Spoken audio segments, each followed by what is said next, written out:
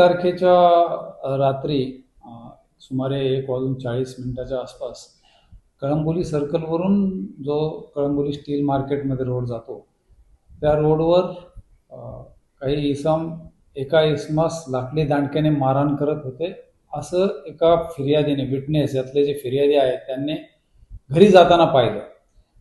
ते त्यांच्यासोबत एक सहकार्यासोबत आपल्या घरी चालले होते आणि त्यांनी ते पाहिल्यानंतर त्यांनी तात्काळ पोलीस स्टेशनला जाऊन इंटिमेट केलं आणि 5 मिनिटांमध्ये 1:45ला आमचे पीटर मोबाईल आणि पोलीस स्टाफ सदर घटनास्थळी पोहोचला. त्यावेळेस त्यांनी पाहिलं की एक रत्नेश कुमार जयस्वाल म्हणून आहे जे यातले मयत आहेत ते त्या ठिकाणी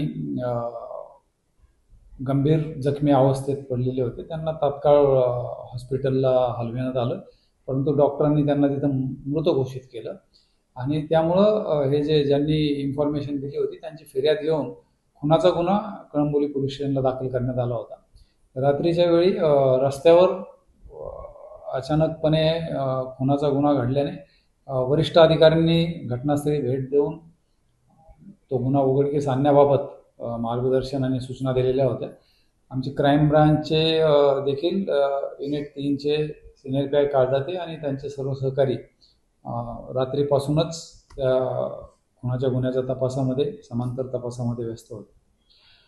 घटना अशी आहे की हे जे घटनास्थळ आहे त्या ठिकाणी 2 इसम आणि काही तृतीयपंथी यांच्यामध्ये काही वाद सुरू होता आणि ते भांडू नका हे सांगण्यासाठी जे मयत आणि त्यांचे सोबत जे तिथं होते त्यांचा तिथं ठेला आहे, खानावळ आहे रस्त्याला जिथं ट्रक ड्रायव्हर्स वगैरे जेवण करतात ते त्या ठिकाणी होते. ते भांडू नका हे सांगण्यासाठी गेले, त्याच्यावरून वाद वाढत गेला आणि आरोपींनी तिथं पडलेले जे लाकडी दांडके ते उचलून त्याने मारायला सुरुवात केली आणि त्यामुळे या फिर्यादीचा त्याच्यामध्ये मृत्यू झाला.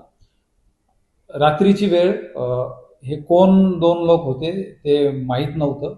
अंधारामध्ये आणि आजूबाजूचे CCTV सुद्धा त्या ठिकाणी नाहीत, परंतु आमच्या गुन्हे शाखा 3च्या टीमने तेथील तांत्रिक तपास, परिसरातील CCTV याचं अवलोकन केलं आणि एक संशयित स्कूटीवरून 2 जण त्या दरम्यान जाताना दिसल्याच्या कारणावरून संशयावरून ते फॉलो केलं पुढं आणि त्या स्कूटीवरून जे गेलेले 2 जण होते तेच आरोपी असल्याचं पुढं निष्पन्न झालं.